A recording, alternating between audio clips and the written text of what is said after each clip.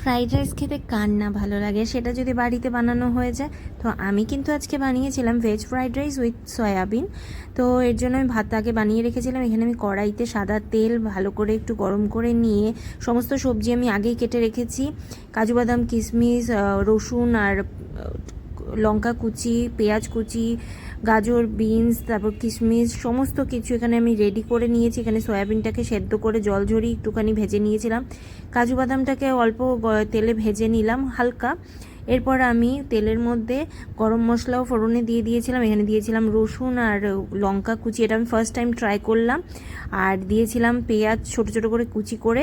আর এখানে গাজরটাকে আমি লম্বা করে দিইনি, ছোট ছোট করে দিয়েছিলাম। আর বিনসও দিয়েছিলাম। তো এটাকে আমি লবণ ছাড়া একটু হালকা ভেজে নেব, যাতে একটু মুখে পড়লে বেশ ভালো লাগে, নাহলে লবণ দিলে নরম হয়ে যায়।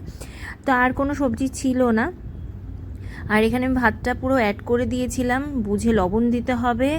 আর এরপর আমি এখানে কাজু বাদাম, কিশমিশ আর সয়াবিনটা আমি অ্যাড করে এখানে মিশিয়ে দেব।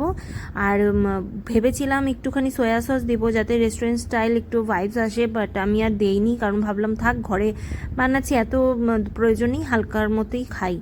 তো এটার জন্য আমি এখানে কিন্তু ঘি লাস্টে দিয়ে দিয়েছিলাম।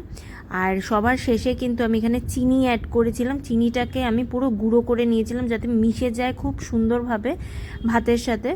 কারণ চিনিটা অনেক সময় আমি যদি এমনি দিই, অনেক সময় অনেক জায়গায় কি হয়, ওটা মুখে পড়ে।